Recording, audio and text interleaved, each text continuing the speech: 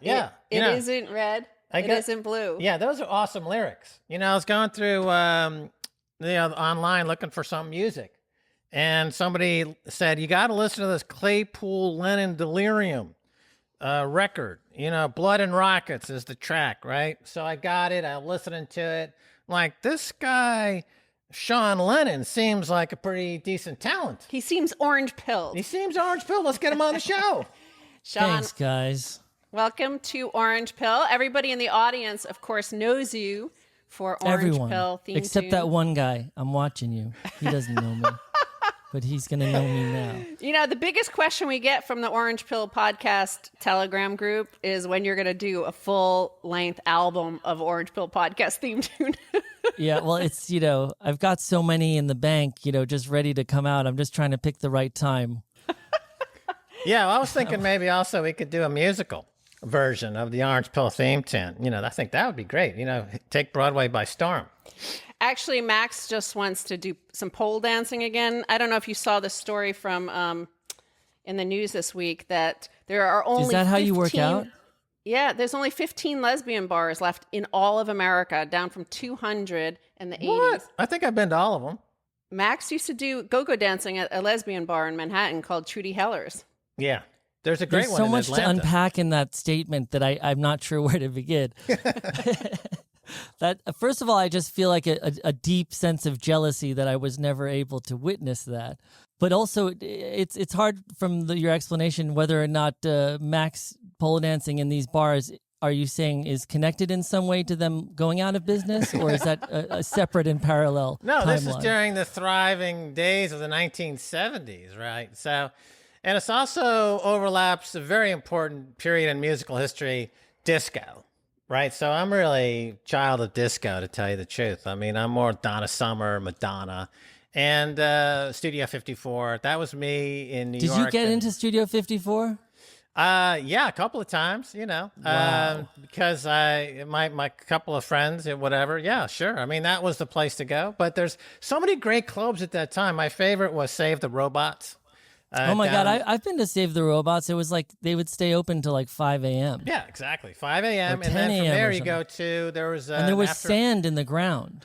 Yeah. I probably saw you there. Like, that place was interesting. What it was there? kind of like... What did you say there was in the ground? Save the Robots. Well, at least when I went there, the few times there was an area where it was like a beach on the ground. It was really trippy, but... Yeah, indoor beach. That was awesome. Yeah, it was a beach. Yeah. Right. You know what? When we were going to interview you last week and you went totally rock and roll and just like skipped town, right? I just wanted you guys to appreciate when I did show up. It's a psychological technique. So we were talking... I'm really sorry. I'm really sorry about that. I feel terrible. Well, we were talking about, this trend in Spain where they keep on turning these masterpieces of medieval art into weird blobby, fuzzy pieces of nothingness, right? So you have like... Is that like a metaphor for all of civilization since the Renaissance? Yes, this is exactly what we Nice. said. Nailed it! Nailed it, right? Thank you. That's why we're having Sean on the show here because he is orange pilled. When we first met you in Paris in 2011, and I have some photos that I'll put on the page right here. Is like we were talking about Bitcoin back then, so you were already orange pilled back then, and I kind of think of you as a Renaissance man because. I mean, Thank you. Everybody knows you for your music, but you do a lot of, you're an amazing artist and like really thanks. interested in all sorts of crazy stuff like outer space and space weather and space travel, which has now become really popular, Well, I Elon was Musk. a fan of your guys' show. I forget exactly how I wound up communicating with you guys. It was probably through Twitter or something. But yeah, I mean, I was already a fan of you guys because after 2008 and everything, I just felt like a lot of people that I needed to figure out this area of society that I never quite understood, which was, finance and banking. Like I never really understood it. There was no one in my family who had any advice about that stuff. It was just we were artists. So Yeah, I you started know what it watching was? your guys' show. Yeah, and I I tell started you watching exactly your how it guys' happened. show. I got an What? unsolicited email from you. And I have That's no what idea how happened. you got my email address. I guess you just decided it was probably an obvious one. And, you introduced yourself, and I showed Stacy this, and I'm like, this has got to be fake. This has got to be fake. But, I mean, it doesn't really sound fake. So then we arranged to meet in Paris, and that's how it all got started. And it's all history after that. We had a nice time. But yeah, and then I did sort of have a painful experience just losing some Bitcoin like early on, and that sort of scared me because it was my own ignorance though. It was my own ignorance.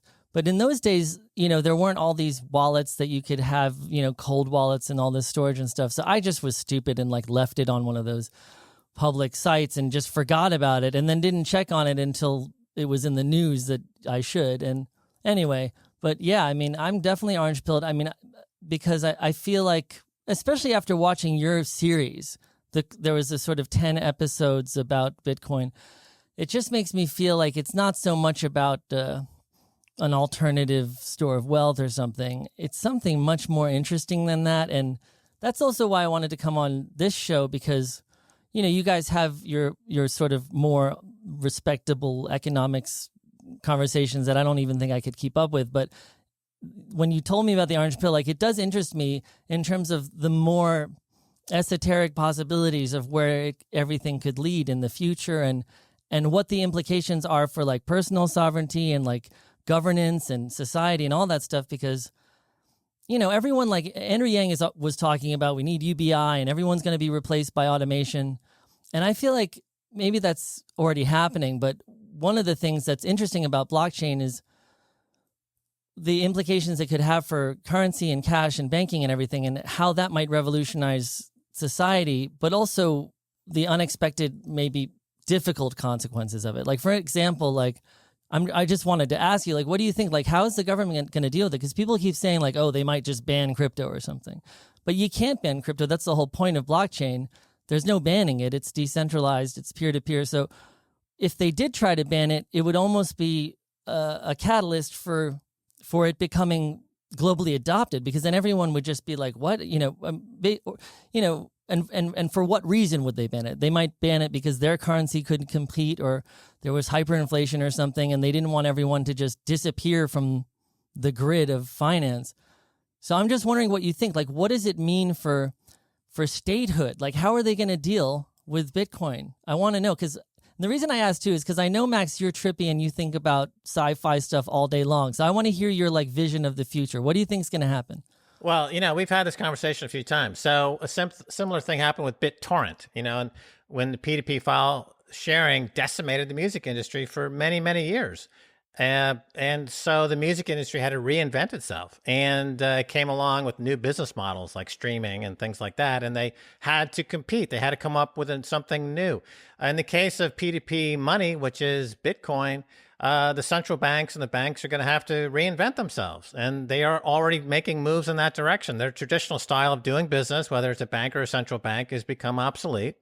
And the market's moving in a new direction. That's the first answer. The second answer is, if you have a sovereign state like the U.S. decides that they're going to ban Bitcoin, the great thing about it is that some other country will pick up the ball and say, hey, you know what? We love Bitcoin because it's the hardest money ever. We can hoard it. We can do business. We can do trading with any other country in the world without any censorship.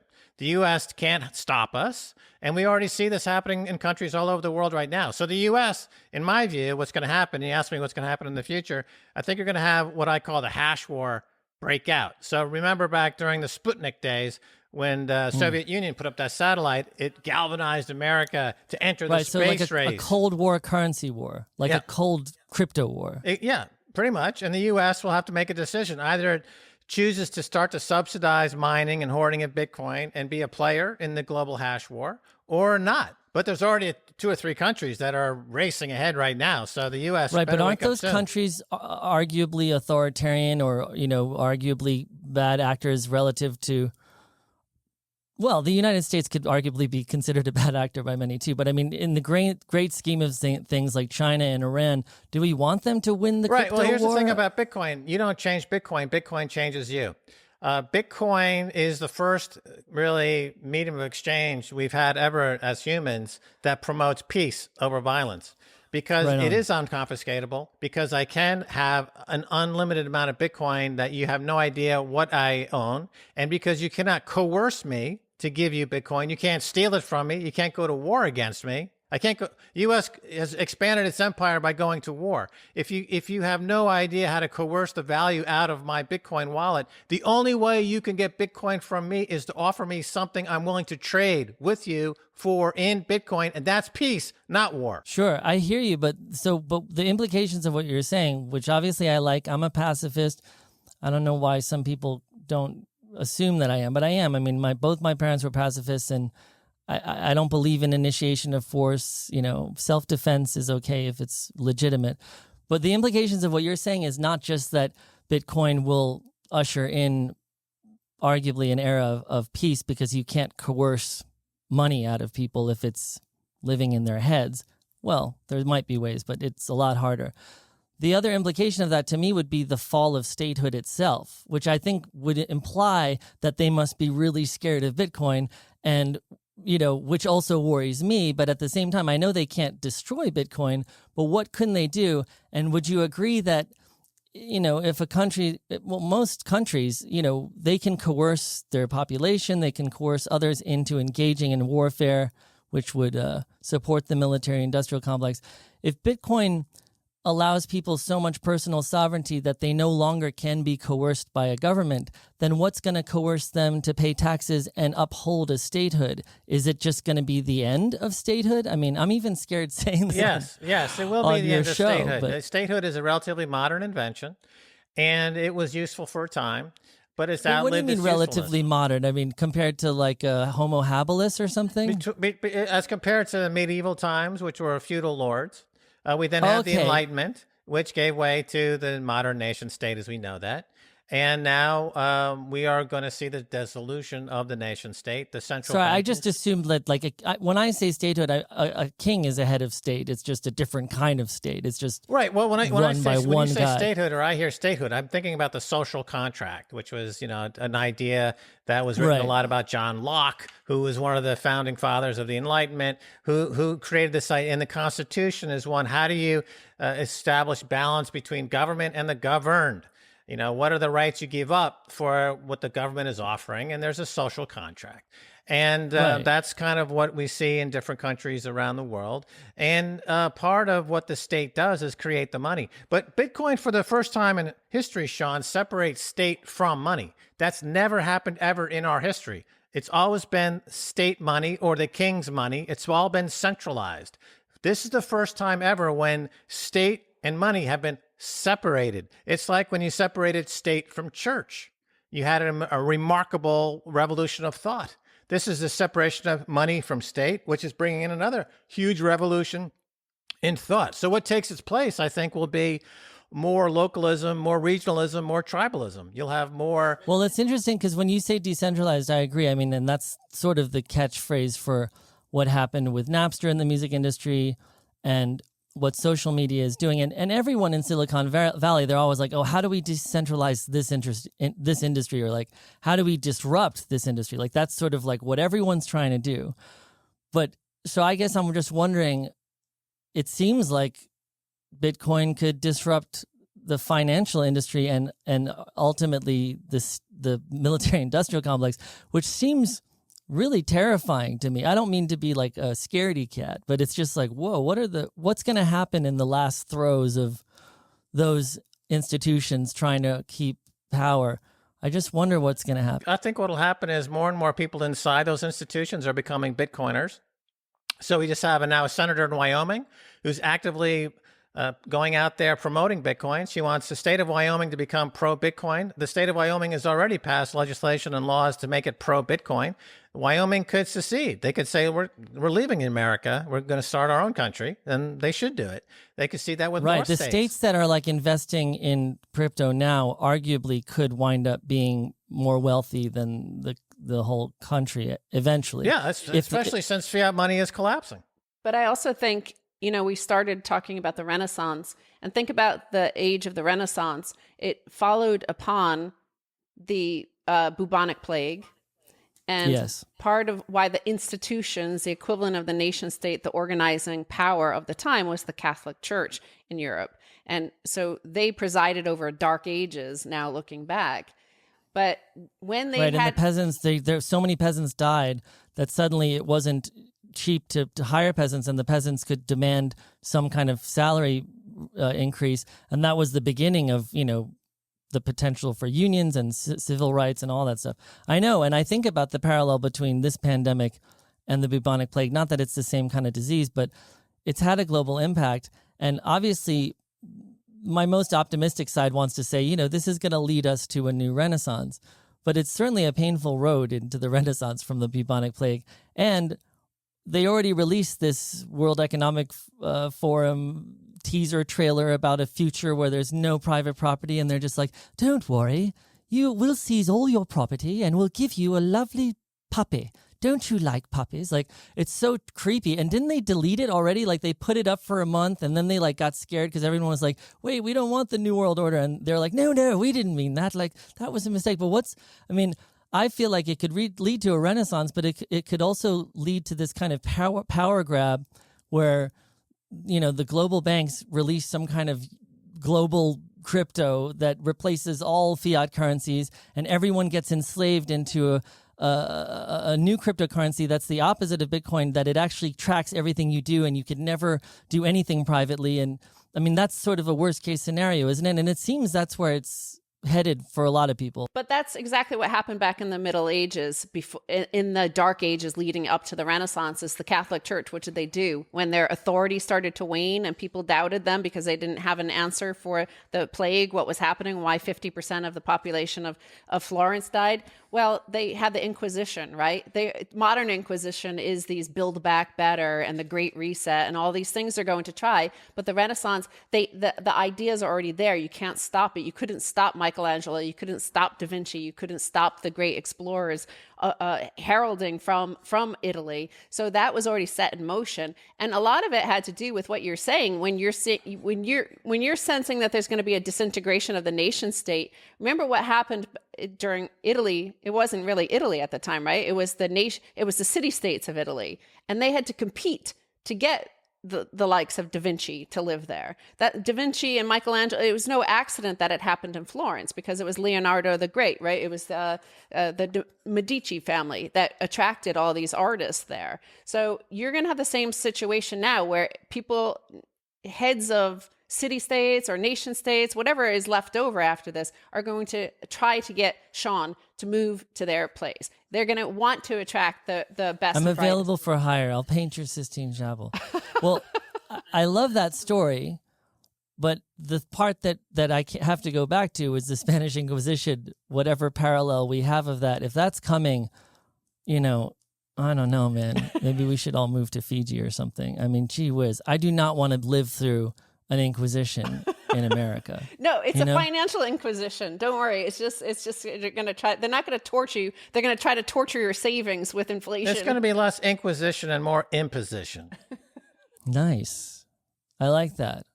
So essentially the escape from that will be to flee to Bitcoin. All right, let me take this up a level. First of all, let's just say, look, you had Copernicus. He came around during the height of the Catholic Church and said, look, the earth revolves around the sun. It's not the other way around. Once that observation was made, you can't unknow that observation. And it was a phase shift. It was a quantum shift. Things just changed utterly and completely. And it was really the beginning of this type of Renaissance thinking.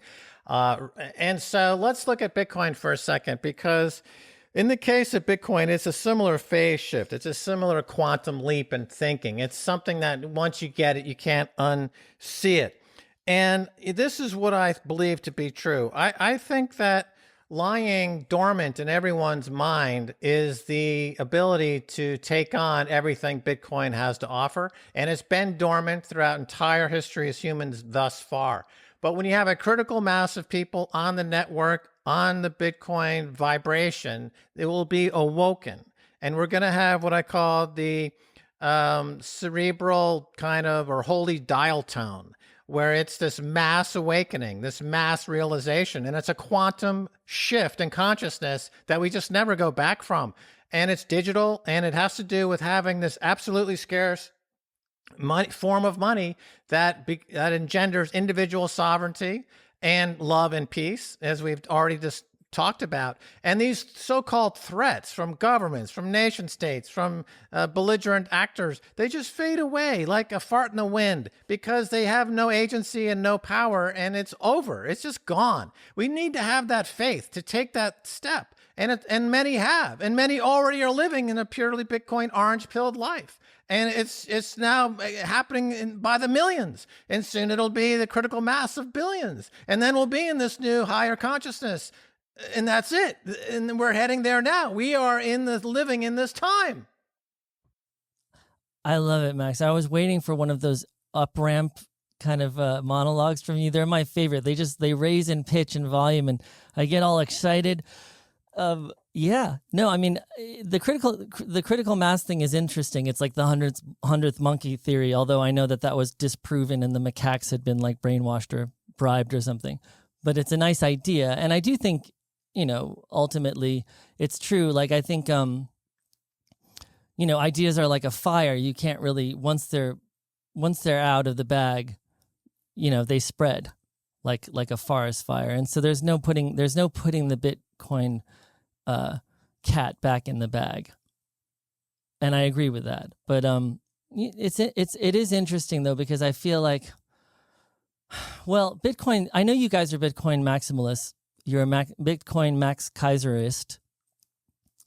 So I know you're against like any other blockchain or attempt to do decentralized finance or anything like that. But what I wonder then is, how is it possible that Bitcoin could actually become a useful medium of exchange and not just a store of a kind of futuristic store of wealth that transcends nation states and stuff, but that actually is used for buying and selling things? If the price is arguably, as you guys have said over and over again, arguably might go up to, hundreds of thousands or $500,000 per unit, how is anyone going to want to pay for anything in Bitcoin? If I'm like, you can buy my car, it's like $10,000, just send that to me in Bitcoin. I think most people would be like, no way, I'm not sending you Bitcoin. I'll pay you in any other way, but I want to keep my Bitcoin. Well, we're going over to the Satoshi standard. They're right. There's 1 million Satoshis in $100 approximately, last I checked. So it's divisible into 100 million places, the unit of a Satoshi. Sure, but so if I've had one Bitcoin from, for 10 years, and then suddenly I find that it's worth, $500,000, I don't even know that I'd want to spend a Satoshi of it. Like, it just feels like this stuff is valuable. Like, let's just keep it. Unless we're in a war or like something extreme, and that's when people start using gold or silver. The money goes through stages, right? So it starts off as a collectible, then it becomes a store of value, then a medium of exchange, and then a unit of account. And right now, Bitcoin is a store of value. And as it gets closer to $100,000 a coin, it'll start to shake people out and say, you know what? I'm going to spend 1 Bitcoin and buy a house. I'm going to spend 1 Bitcoin or whatever. In other words, it reaches a point of equilibrium where people start to realize that, well, I've now gotten such a store of this stuff. I'm actually going to buy a house with it. I'm going to buy a boat with it. I'm going to buy my college education with it. So when it achieves a certain threshold, it becomes then more of a medium of exchange. And then ultimately a unit of account, so that everything is priced in Bitcoin. You go to the grocery store, it'll say you owe us 4 million Satoshis for this bag of pretzels or whatever the case is. And you pay using your phone. And it's very easy to use Bitcoin now as a medium of exchange using all these different services. It's used millions of times a day accordingly. So it's just a matter of getting to a place of where the population of Bitcoiners start to realize that at this point, at 100,000 of coin, I'm actually going to buy a house, right? I mean, it achieves that level. It gets to a point where there's an incentive to spend some because of the value. You know, you have so much. You're like, well, I could hoard it for the rest of my life, but I might as well buy a house. That makes sense. Is there a potential for a greater disparity between crypto holders and non-crypto holders than we even have now between, you know, the billionaire class and everyone else? I mean, if that's really going to be the case, are the people who own Bitcoin now going to be the new kind of ruling class potentially? Well, there's two answers to that. First of all, the years? Bitcoin billionaires, I think, are going to be a potent lobbyist in Washington. So they'll have the ability to change laws and make laws because he who has the Bitcoin makes the laws. And if you believe in some social constructs or social welfare type programs, you can build them out of Bitcoin if you want. You can build. Remember our friend John Perry Barlow who passed away, but I was friends with him when he first went on your show too. And it was funny because I was already your fan and I spoke to Barlow about that. He was so smart with the Electronic Frontier Foundation and he wrote I guess it was a sort of utopian Declaration of Independence for the internet. I feel like you should write like the Bitcoin Bible or something, because I feel like it's one thing to have the technology, like in the case of Barlow, there was the internet, but he really codified the deeper implications of the internet by writing that. I feel like you should write something like that. Well, you know, I feel more like Socrates, who didn't write anything, but individually lobbied people like Plato to wake the fuck up. So, like, I talk to people one-on-one. You don't need to write anything I've written. Just listen to my words and get lit. Man, I do. And I really want to see you in a toga as well.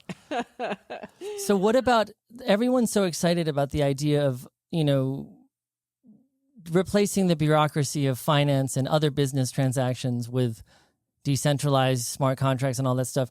And I know that that's sort of the area, that's the arena of Ethereum and what you call shitcoins or whatever.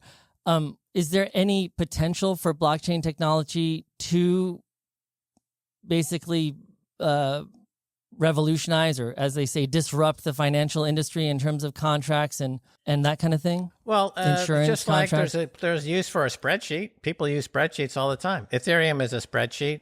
It's not money. It will never compete with money. It never competes with Bitcoin. It's a spreadsheet, and you can do stuff with it, like any software. And it's an interesting software project. But Bitcoin is a financial rails itself. And there are things like Liquid, which are developing in terms of having smart contracts, because smart contracts were originally embedded very early on in Bitcoin. But it's slow,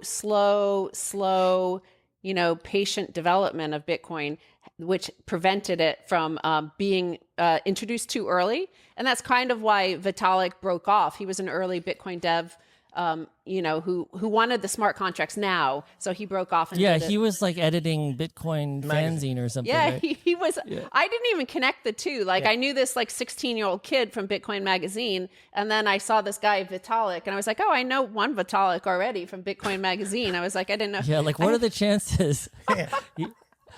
Which Vitalik? I know like 10 of those guys. No, I just wonder if there's any legitimacy to this DeFi thing, because everyone was talking about it, and now DeFi, I guess, is crashing, and you just think it's going to be like a fair weather trend that's just going to fizzle. You're going to see a mirroring of what happened in the gold markets for hundreds and hundreds of years. For hundreds and hundreds of years, or thousands of scams to get you to part with your gold. Now there are going to be many, many scams, and they might not even know it, but what they know is they want more Bitcoin. And they're going to create an elaborate Rube Goldberg DeFi project in order to get you to send them your Bitcoin. So that's what's going to happen. So this reminds me, you know, if the Federal Reserve or any Federal Reserve for any country around the world, if they do try to do their own cryptocurrency, will it be something that they can track who's doing what? Because with blockchain, everything is tracked on the ledger, but it's anonymous, right?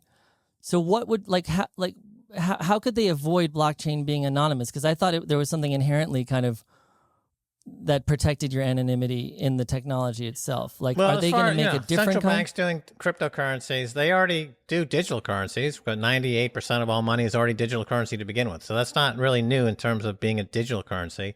In terms of it, But it's not crypto, right? Like, right, it's in not terms encrypted. of being a cryptocurrency. How does it work? Right, then it will be centralized. So therefore, it doesn't compete with Bitcoin because Bitcoin is decentralized, and anything centralized by definition doesn't compete with Bitcoin. So it's going to be. So they're not going to do a blockchain crypto. They will be, but it'll be centralized, just like all How these do you other. centralize a blockchain? I thought blockchain meant that there were different nodes and they were, spread out. No, you don't need nodes. No.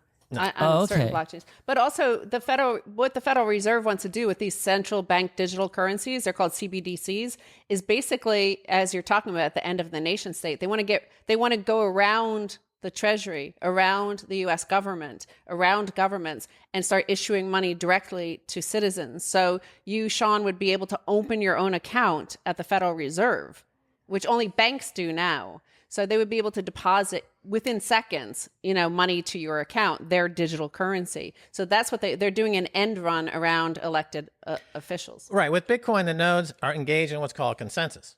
So the nodes have the ability to veto anything that's not commensurate with the objectives of Bitcoin.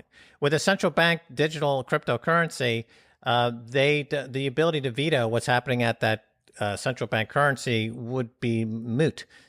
Because it would come with the backing of the state authority. You're recreating fiat money and the problems of fiat money and the fact that it's, as Paul Krugman of the New York Times said, the U.S. dollar is backed by violence. That's what he said. So a central bank digital cryptocurrency is also backed by violence, and the market will reject it if it has as an alternative a fully decentralized, running by a consensus algorithm, Bitcoin. So number one. Number two, Bitcoin is pseudonymous. It's not completely anonymous. There's ways to hide what you're doing, certainly, but it's actually, everything is open source and on the blockchain, so you can see everything that's going on. It's not anonymous like cash is anonymous. Wads of cash in a But they're briefcase working on it is anonymous. There are now second layers to Bitcoin where they increase the fungibility and they increase the anonymity, and that's yet to come, and that's in the works. But a central bank cryptocurrency will be centralized, and it will be also a way for the state that issues it to track every single thing you're doing. That's correct. They will be there'll be complete transparency of your entire life will be visible by the issuer of that cryptocurrency, the state. That's absolutely right, and that's why it needs to be rejected. And won't that force a lot of people then to finally adopt Bitcoin? Yes, I agree. I think they it must will. they must be smart enough to know that. So They're how not are they going to smart. balance? They're not smart. They are academics. They are in places of prestige and influence, and with a certain amount of cachet. But they are not smart in that sense. They don't. I mean, again, you go back to the priests of the medieval days. They were considered to be the smartest people in the world, and yet they didn't know what the hell the relationship between the sun and planet Earth was. And when that was pointed out to them, they freaked the fuck out. Same thing with these so-called smart people that run the IMF, the World Bank, central banks. They say we're so smart, and yet. They don't understand what's going on whatsoever, and that's clear by the things that they say and the actions that they take. What do you think then about this Great Reset idea that's been, publicly acknowledged? I even heard about it on BBC World Service Radio. I mean, because when I bring it up, a lot of people are like, "Oh, that's a conspiracy theory." I'm like, it's not really a conspiracy theory if, BBC mentioned it and there was a paid-for advertisement that sort of showed this woman with no property and talking about how great it is that she doesn't own anything. What do you think of that in the context of Bitcoin? And also, I don't understand what they mean if no one owns anything, because then somebody does own it. Doesn't it imply that the state owns all of that stuff? And so it's not like you're getting rid of property. You're just saying private citizens are slaves and own nothing, but the state owns everything. Isn't that what they're proposing, and why? Two answers. So first of all, the second one is you don't own anything. So basically what they're saying is they want to go to an Uber, Airbnb model where nobody owns anything. It's all rental agreements and short-term. But Uber owns the owns, well, the they do. driver I'm just owns saying the that They own car. the software. But for you as Right. the citizen, you will pay a subscription to your country. You pay your annual America subscription. And for that, you'll get housing, you'll get transportation, you'll get healthcare. For your America subscription, you'll pay every year like Netflix. So basically, they want to turn America into like a Spotify platform. Yes, where exactly. You, like, That's what it means. pay to That's play. what that means. Now, as far as the Great Reset, what they're saying is they put that word out there, but they're not giving any detail because they're not sure what to do about it. But what it refers to is that right now in planet Earth, the global GDP is approximately $90 trillion, and the global debt load is over $300 trillion. So what these folks are saying is we've got to figure out how to get this equity to debt ratio back to some manageable level, and they're going to call it the reset. So we have to figure out how to either inflate the debt away, cancel the debt away, or whatever we're going to do. We got to do it on a global basis. It has to be coordinated, and it's going to be a big reset. It does kind of remind us of the Bretton Woods Agreement post-World War II, where there was a global reset against the dollar that was backed by gold. But this reset, we have no details at all. No one's mentioned gold. Nobody's mentioned any details. They just know that there is an extraordinarily dire situation with the global debt versus GDP. And now they've said that we're aware of it. We have no details yet, but we're going to do a reset. And that's what they're saying. And if they're too little, too late, there is no reset. You cannot inflate. You cannot cure a problem that comes from having debt money by issuing more debt money, right? They keep issuing more debt money. You can't seize gold anymore, especially because you can't seize gold like they did, in America. I don't think it would be the same because I think at that time people were very patriotic and they were like, oh, well, if Uncle Sam says they need my gold, I guess they need it. And, whereas now I think people will be like, what are you talking about? Like, you can't, especially if it's Bitcoin, you can't take it, right? So there's no solution like that. So the only other solution to, reducing national and global debt would be to raise taxes, right? They will. They definitely will raise taxes. And in doing, they will offer the Netflix-like Airbnb subscribe to America model and just say, we're not going to raise your taxes necessarily, but we're going to charge you, like Obamacare, for example, we're charged $22,000, $23,000 a year to subscribe to healthcare that at most we might use $1,000 or $1,500 worth of healthcare. So it's a really terrible subscription that was put out there. This will be an equally terrible subscription. They'll say, well, for $30,000, you can subscribe to America and you get X, Y, and Z. And if you can't make the $30,000, then you can temporarily seek shelter in this area where your job going forward will be to click on ads on social media, and you will have kind of subsistence clicking existence where if you click on enough ads during the day, you'll get a protein pill. And we're going to ask you to do that for a few years, and then when you get out of there, we'll give you people. Yeah, we're going to give you you'll earn a subscription to America. People will come to America who can buy a subscription. People who can't afford the subscription will leave America, right? So are you essentially saying if you're not paying your subscription payments to the American streaming service, you won't have citizenship, essentially? You won't exist in the system. It's like You'll just China. It's like the social credit score you'll get. Right. Which is so terrifying. I mean, that's honestly, I'm sure everyone knows this, but that was actually an episode of Black Mirror. And then it turned out to be real. I mean, it was like a joke on a British sci-fi, like dark sci-fi show. And then that's turning out to be real. And I just find it amazing how so many people talk about civil rights and human rights in America, but those same people never seem to criticize China. And they also didn't support the Hong Kong Democratic Revolution in any vocal or public way. I just find that to be really odd. I don't know if I would say that it's nefarious or because of any, kind of criminal mind. It just seems like the consciousness, like they don't even realize. It seems like they've been sold on this idea of globalism and like everyone's great or something. But it just seems interesting that to me, it feels like a lot of people who claim to care about human rights don't criticize those authoritarian states as much as you'd expect them to.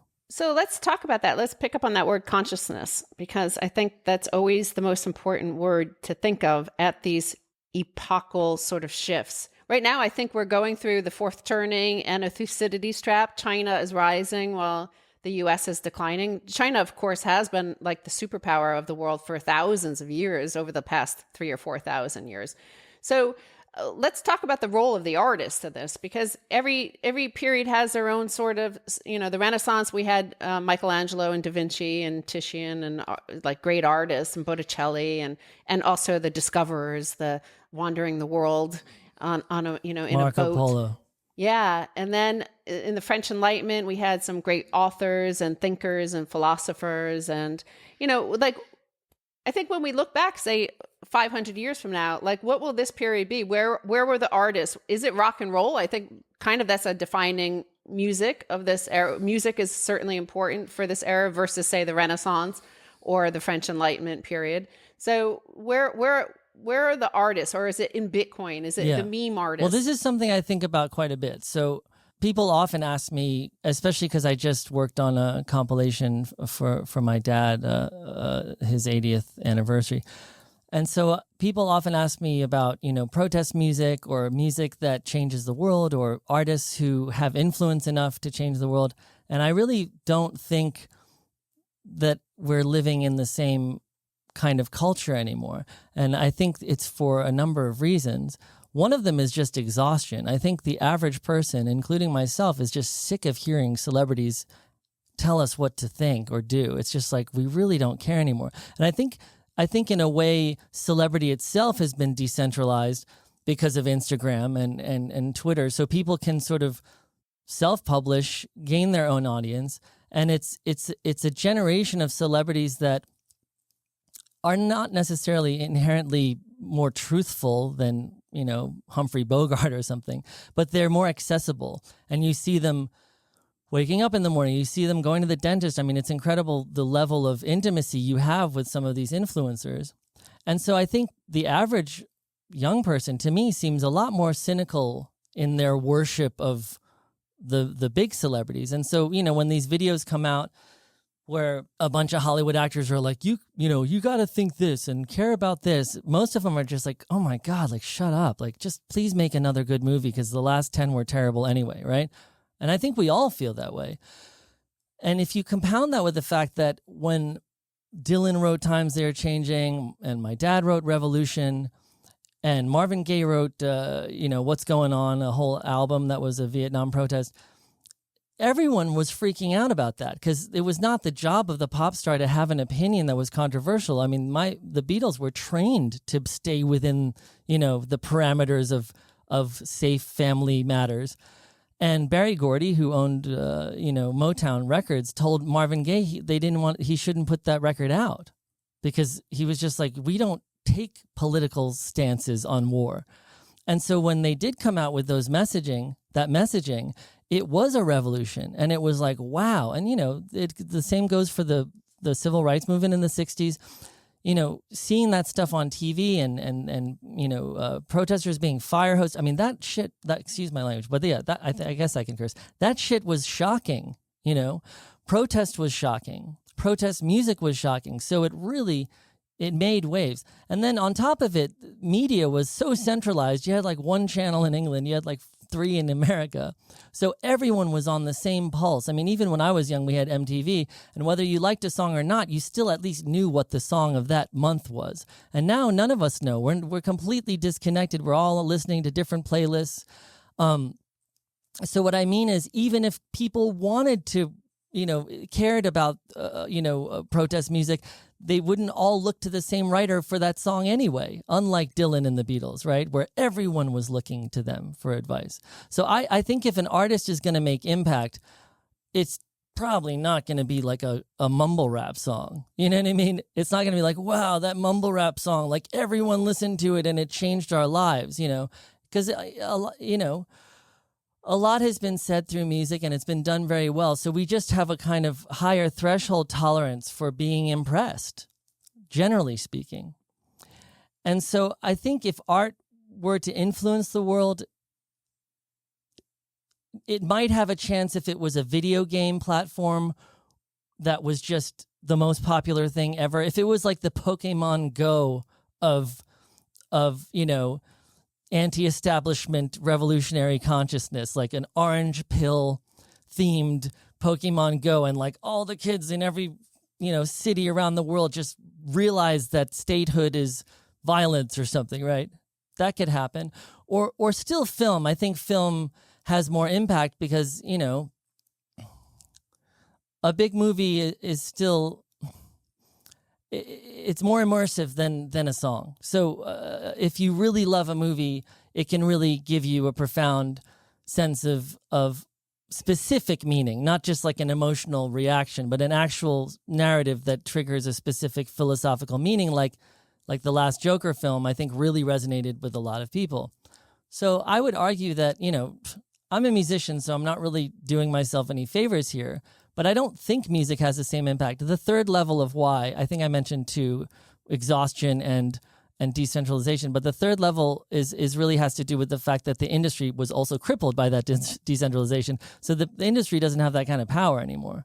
So I think music has sort of become wallpaper, and that makes me very sad. But, such is the way of things. I think, books are not as meaningful anymore either. And we're transitioning into other media, and I don't know where it's going exactly, but it definitely seems like virtual environments, video game environments, like immersive multiplayer universes haven't been fully explored yet. So in terms of creativity, I think there's always going to be places for the Leonardo da Vinci's of their time to revolutionize consciousness. I just doubt it's going to be like a folk song.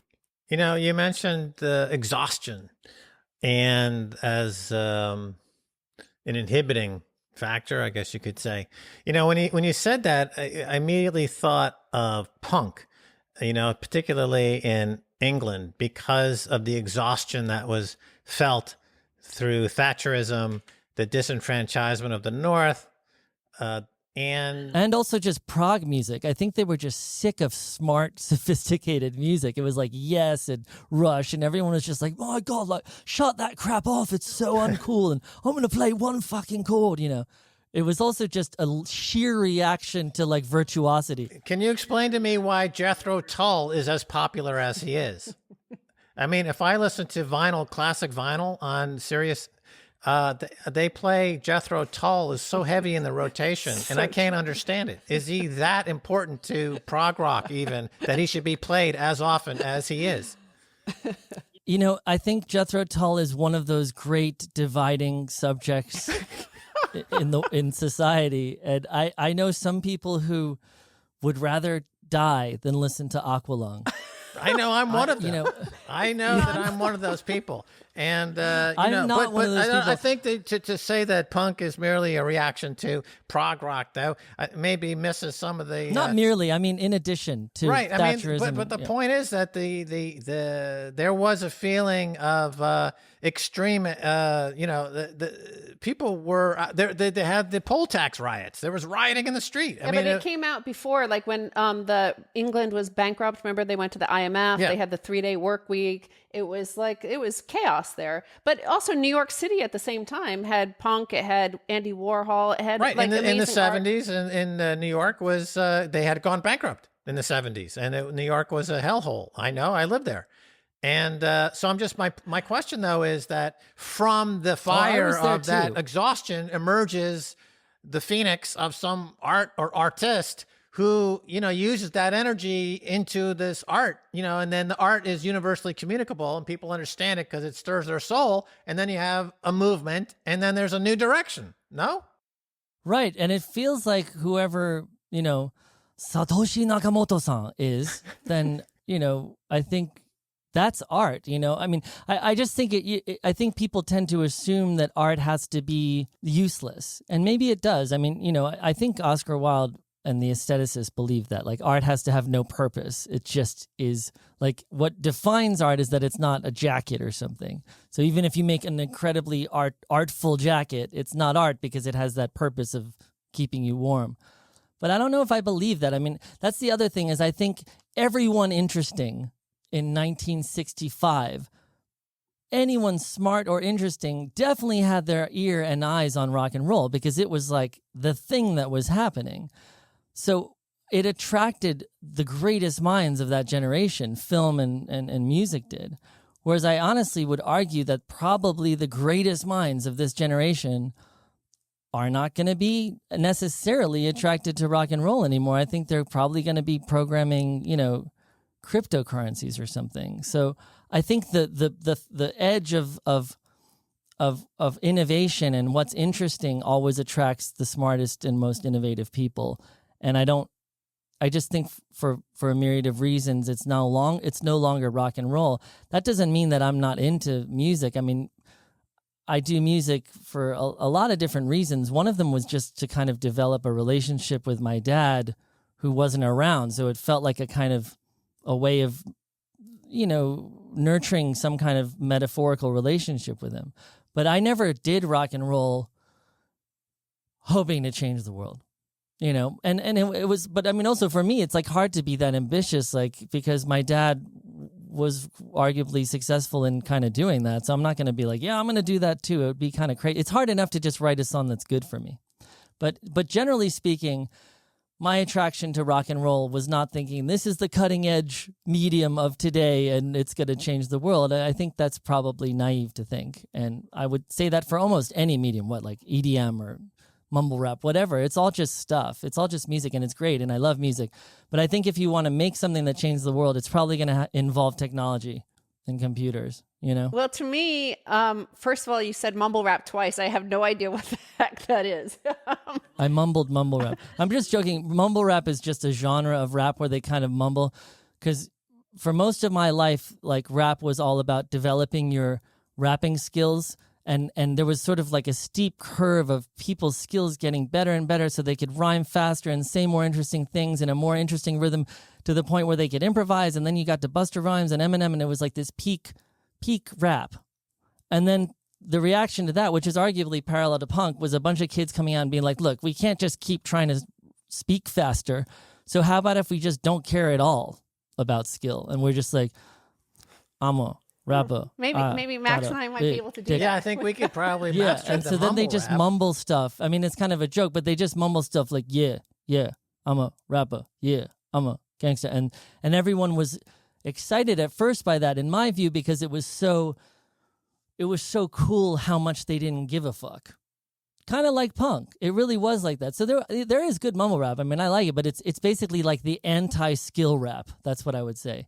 Not that they have no musical skill, because some mumble rappers are very talented, but it's this idea of just like, that's uncool. Trying too hard is uncool. Kind of like the punk rock ethos. But I wanted to ask you about punk rock, what you think, because you were talking about punk rock as a reaction to Thatcherism, which, is arguably true. I find it interesting then that Johnny Rotten was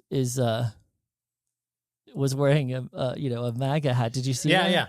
Yeah. Johnny Rotten is an American conservative living in it's Santa so Monica. Interesting because he was so anti-establishment, and I just find it curious that he has that opinion, and so many of his fans are just tearing their face off like this is the end of the world, as opposed to kind of seeing it as like, well, maybe this is his version of punk right now. That it is anti-establishment. Look, the entire establishment, CNN, MSNBC, the State Department, the CIA, the FBI, the deep state, everybody's against MAGA. Yeah, it is really interesting. It's such an interesting time. And so many things have been flipped upside down.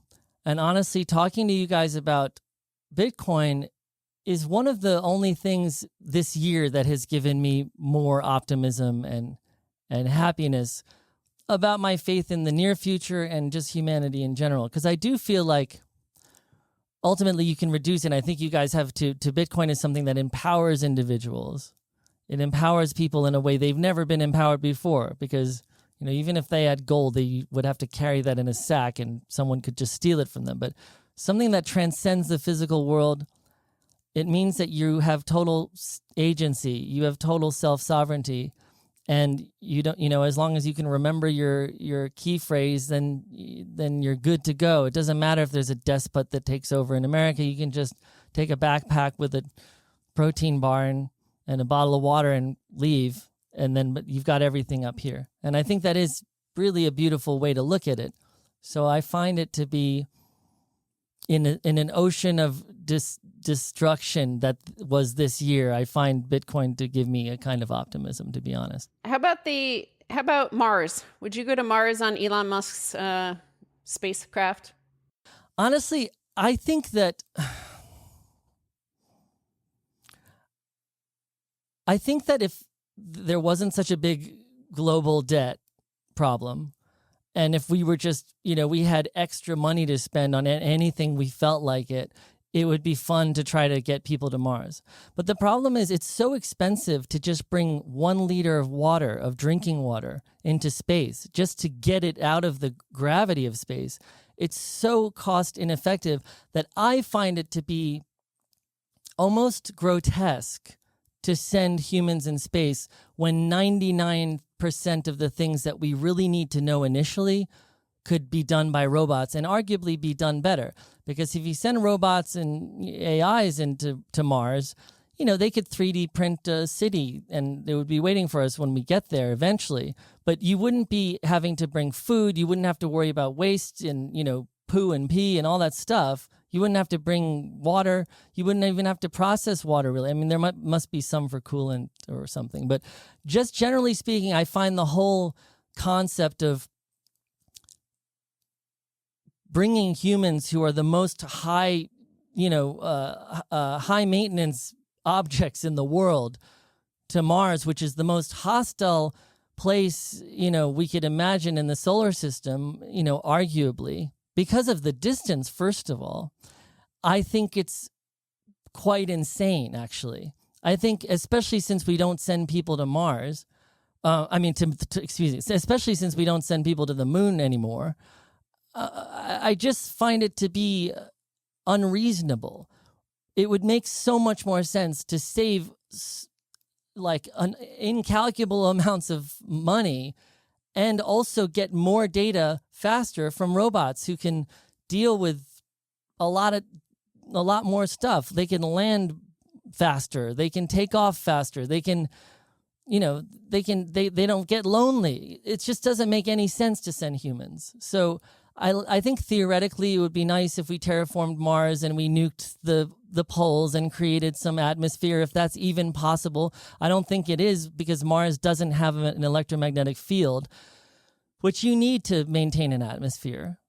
So I just think we're like 50 years at least, probably 100, maybe 1,000 from sending people there. Just send robots and get data, have them build stuff and analyze the science until it's cost effective to send people up there. Because right now, everyone shits and pisses and eats, and that's just not a system you want in space. That's my feeling. Well, Sean, you could send your avatar to outer space.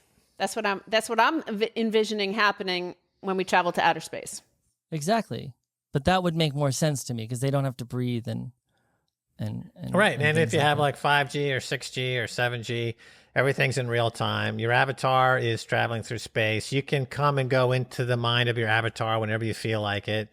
So you could be like, oh, I'm going to jump into the mind of my avatar now. And now you're on the spaceship and you're landing on Mars. And your avatar is actually landing on Mars. And you can actually feel Mars in a firsthand experience through the telecommunications hookup. You know, if that's obviously would be quite challenging, but assuming that this problem was solved. And I mean, that's one way to go. Plus, there's also a lot of people say that gray aliens are basically robot or avatar suits for physical aliens somewhere else. I've heard Which that. aliens? The gray ones? The grays, the little ones, the little guys. You know, the famous ones with the bug eyes. And what do you think of this weird fact that got ignored in the middle of pandemic and Trump, but that Department of Defense is saying like there are some vehicles from outer space on Earth? Like, Isn't that crazy? It's pretty incredible because that footage it's either faked or it's something off planet because, even the most rational on planet explanation is that the Russians or the Chinese have invented something that completely transcends the laws of physics as we know them. Like, there's no way that I just don't buy that they could keep that secret. I mean, if any state on the planet was able to make craft that flew in that way, that would mean they would just immediately take over the world. Like, why would they wait? They just be like, okay, we're superior. We've invented like wormhole tunneling and now we're the emperors of the world. So I don't buy that it's possible that it's just some future technology or even American. Like, a lot of people say like, well, it could just be like the stealth bomber we didn't know about for years. It's like, no, dude, that's not a stealth bomber. That's something that literally transcends, Newton's laws of physics. And so yes, I think it's either totally fake and it's some, some misinformation campaign to distract us or from something else that's more terrifying, or it's legit. So I don't know which it is. Well, the difference between today and even 200 years ago, 300 years ago, 500 years ago, nobody from 500 years ago would recognize today. They wouldn't recognize airplanes, rocket ships, telephones. Well, Keith Richards seems to find his way around pretty easily. Yeah, absolutely. No, So, it just seems like we're bathed in alien intelligence, but we choose not to recognize it. True. I just feel like it's all around us. And we just have this idea, we're just too frightened. Humans are still in the cave. We're still cave people. We're very, very frightened of the truth. Well, you think of cognitive dissonance and stuff like that. We just choose to, like, nobody covered it in the media. Like, the U.S. Department of Defense said there were aliens. Well, it was on CNN a few times. Oh, really? And yeah, those videos were on CNN, and they had this one guy who claims to have worked for some secret government entity that was looking into UFOs. They don't call them UFOs for there. I think they call them something aerial phenomenon or unidentified aerial phenomenon, UAF, which is so much less catchy than UFO. Like, why change it? But anyway, yeah, I saw that guy talk. I mean, people either say that he's been completely discredited and that it's a misinformation campaign, or that he's legit. It's one of the two, and I just don't know. What do you think, Max?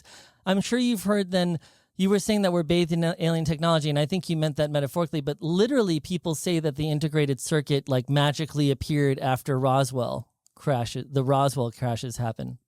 Meaning that it's possible that we harvested some remnants of this technology from the spacecraft, and it created this technological boom. And arguably the reason there's such a gap between our readiness for technology and how technologically advanced we are is because it literally was off-world. Do you think that's possible? No, I think that this became very apparent during the 1990s with the introduction of the internet. I think that we are approaching what I guess you could call the hive mind. I think that all of our minds will be connected in real time, and the massive cerebral power of having billions of minds working in a network situation will just totally redefine reality in a way that it's really hard to comprehend. I think one way to look at it would be such base emotions like fear and ego instantaneously evaporate, for one thing. And think about the freedom of that. If you had no ego and no fear, think about where you would be in your mind today. I mean, a lot of artists, for me, artists are always about removing that fear. When you see great art, it lifts your fear. The feeling you have when you see great art is that fear leaving your body. Well, and arguably the original Orange Pill was about that, dissolving barriers and overcoming fear as well. I mean, the orange sunshine. Yes. Right, the acid. Well, I think we just saw a great documentary on Orange Sunshine and the acid movement of the 60s and Timothy Leary and what the people were saying at that time. Again, during a great anxiety and during the war, people reached to this acid, to this drug, and for Mind expansion. mind expansion and this type of thing. And But it also dissolved boundaries. dissolve I think boundaries. It, Right. And it the doors dissolved of your ego perception to a degree. were removed. And Aldous Huxley talked about that. Of course, the Doors, the rock group, took the name from that. So all the barriers were removed, right? So, and that was done, and it's been, so I think it's something we have a deep spiritual need for. And I've always experimented with different ways. I think all the various organized religions try to do that, and none have succeeded yet. I think they're all still, they're still grasping at that, trying to create a spiritual spiritual connection. But now I think so. I think that's what art does. I think that's what we're on the cusp of doing. So this idea of aliens and intelligent life, etc., is on the other side of this door. And when we finally meet the aliens, we won't care anymore, because it'll just be, and it'll be us. They'll be us. We are the aliens. But my question is, you kind of imply that, we might be able to upload our consciousness either to an avatar in space, or just generally to like a kind of interweb of the global consciousness. Doesn't that presume that consciousness is something that could be replicated in a binary substrate like ones and zeros? And if it is something that can be replicated in ones and zeros, then doesn't that imply that there's no free will? And so I guess my question would, because free will would mean that things aren't perfectly causal. Right. So I think that, yeah, I would agree that. Do you believe in free will is my question. Well, I think it is something that you could upload. I think it is binary. I think it is have those characteristics. And I believe this is what I would say about free will. It would be like a plant facing the sun. Some plants, for some reason, don't face the sun, and they don't get the nourishment, and they don't grow. We as humans, we can choose not to face the sun, not to face spiritual enlightenment, not to face this understanding of communal enlightenment, and that's your free will. You can choose not to accept the universal enlightenment. That's your will to do so.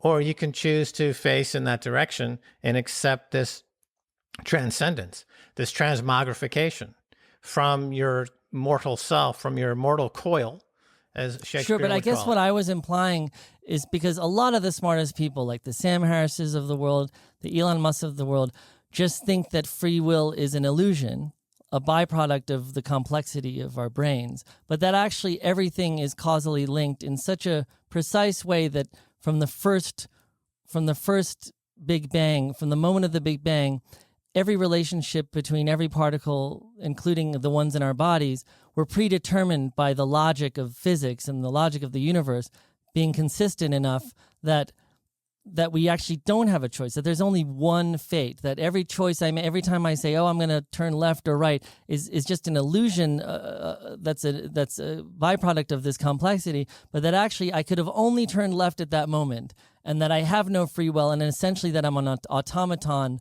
with this sort of hallucination of being a free agent. And I would say the variable is time. So people can choose to have instant karma right now or not. And a lot of people don't, because they enjoy the graft. They enjoy the work. They enjoy the satisfaction. They enjoy putting in the hours. But none of that is required. Instant karma can happen at any time. And therefore time would cease to exist, because you have now joined into the spiritual being that is all of us, and we are all one.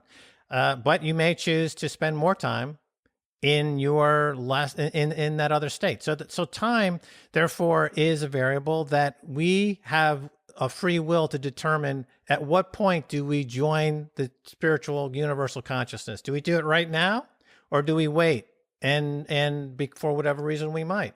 But we, the mechanistic aspect to it, and as you're describing it, in terms of all fate is pre-programmed, it's in the atoms, it's a video game, we're all playing Pac-Man, and that every decision has been pre-cooked.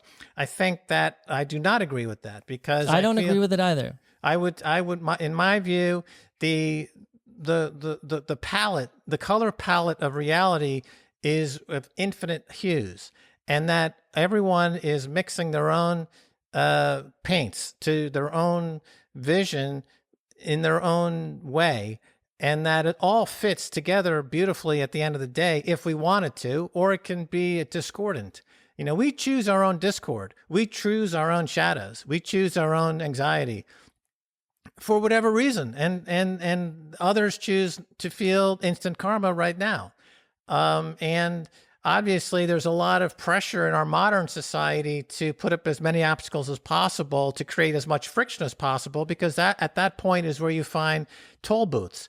People have tolls. They're toll collectors. Our media there's a toll collector to our media. We're not making our own media at home. We're not cooking our own. We're not making blankets. We're not self-contained. It's all through toll booths, and they all charge for that toll. That's why you hear about this reset. It's going to be a subscription to America. You pay us an annual subscription, and we supply all the things you used to do for yourself anyway, but now we're going to charge you for it. But all that can be avoided. And getting back to Bitcoin returns the sovereignty of self to the point where everyone can simply decide, yes, today I'm making the hive mind real. I'm going to join that spiritual epiphany that gives me peace. And with peace is a world of difference.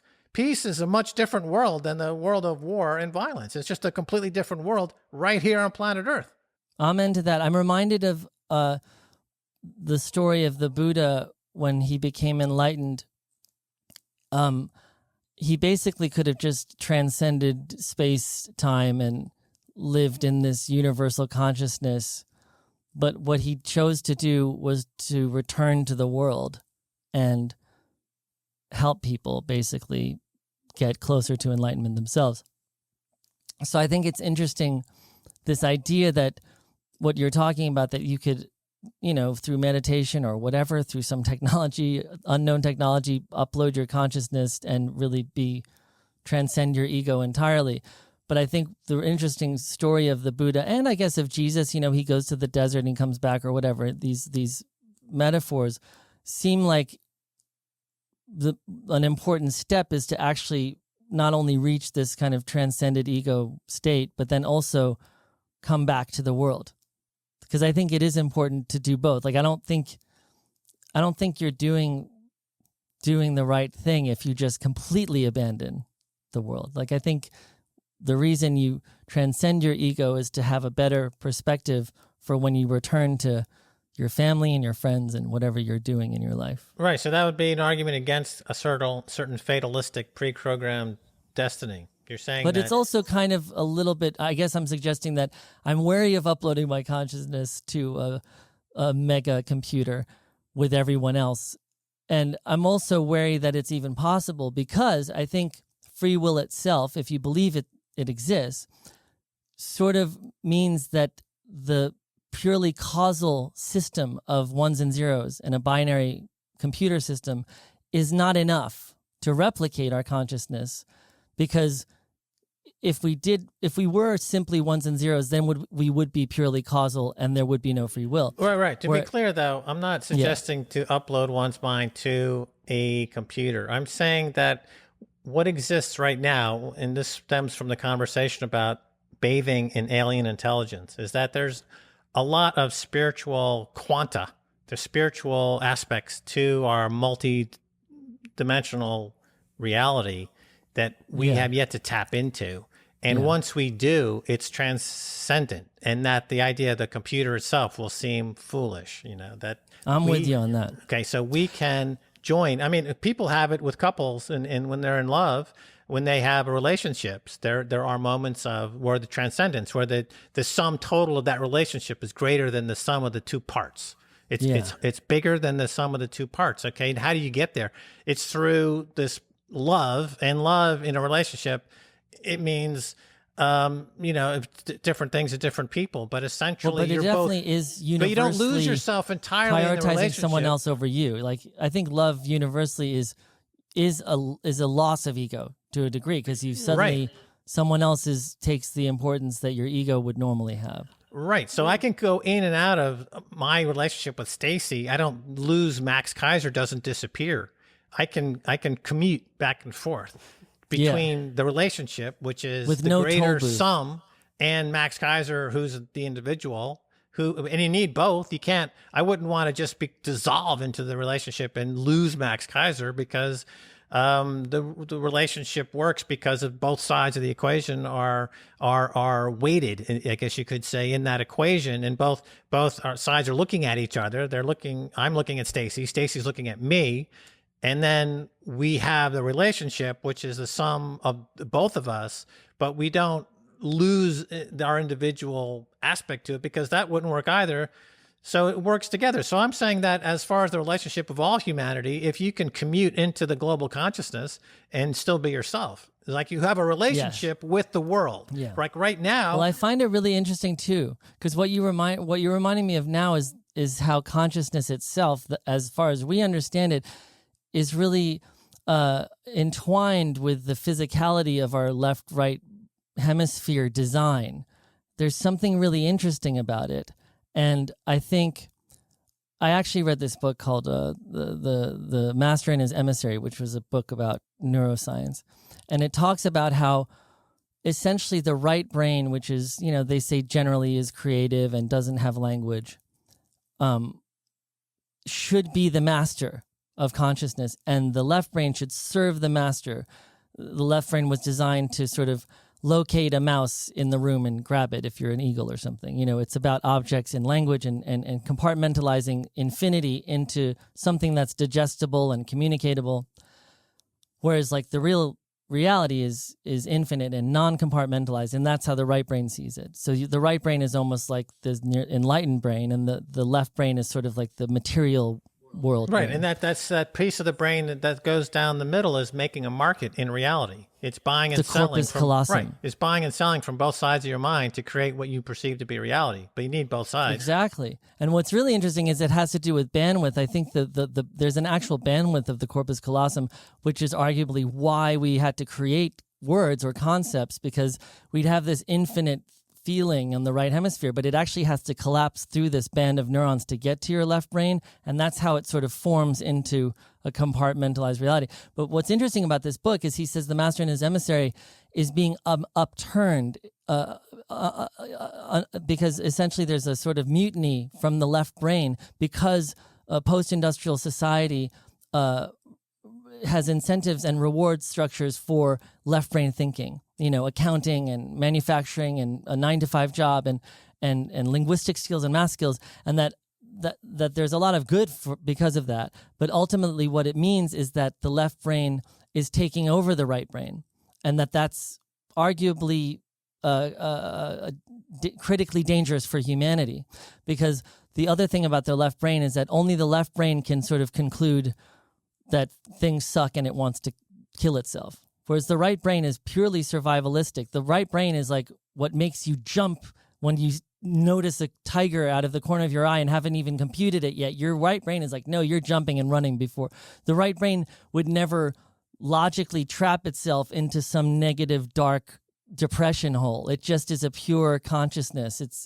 So I find it interesting because, well, it relates to everything you're talking about in terms of transcending ego and the balance that needs to be had with like letting yourself go into a relationship, but also losing meaning if you lose yourself entirely. So there's like this balance with our egos, and there's a balance within our heads. Like we have cognitive dissonance, and arguably we're two people. We're these two brains connected by this little wire.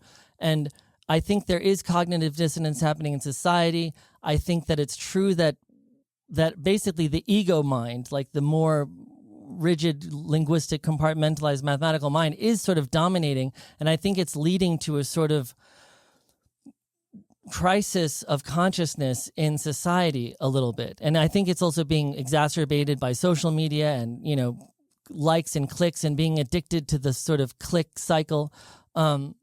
So I do think it's important to disconnect. I do think it's important to not upload your consciousness to Twitter and essentially spend time meditating and nurturing your sort of inner guru, right? Or whatever, your inner Buddha, because otherwise it seems like even the political sphere, as an example, is becoming schizophrenic or as a metaphor, is becoming cognitively impaired.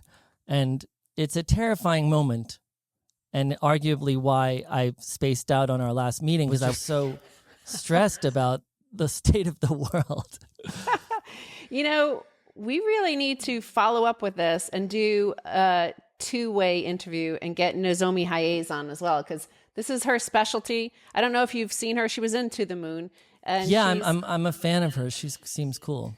Yeah, she's a liberation psychologist and talks about these two parts of the brain all the time, and how Bitcoin, basically harmonizes them. That it turns all the things that we fight against in our Western societies, like all these structures and institutions developed to keep down the fear and greed and all the negative sides of the human nature. Whereas Bitcoin invites that greed to create altruism. For example, you secure the network for millions of people around the world altruistically out of your greed. Like, so you secure this network. And I think it would be because this is on her wavelength. So I think it would be, I would love to. It would be an interesting conversation. Oh, and by the way, I don't know if you guys have titles, but Bathing in Alien Technology, pretty good title for this episode. Okay. I don't know. That's a good one. All right. You said that enough times. I was just like, man, if I saw a podcast with that title, I wouldn't care what it was. I'd be like clicking on that. Right. And so answer for the Orange Pill Podcast Telegram group. When's the full album coming out? Yeah, well, it would be a concept record, which is interesting. To be honest, I haven't thought of it, but we'll see. I'm open to it. Well, what about this Claypool Lennon delirium concept records. south of reality? It looks like a giant bug on Mars. I mean, it's a stranger to these types of things. Yeah, well, that's the flea. That's the flea on the back of a dog. But the idea is that a flea might think the back of a dog is a planet. So he's looking out and he's exploring the planet, but little does he know he could be shaken off at any moment. Wow. Well, thank you for blowing our minds with this consciousness-raising content. Yeah. What was the name of the episode again? Bathing in Alien Technology. Bathing in Alien Technology. Yeah, bathing in alien intelligence. Technology. Technology. That's it. Max's nap time. Oh, dear. Yeah, I might shower in alien intelligence later, but this morning I took an alien technology bath.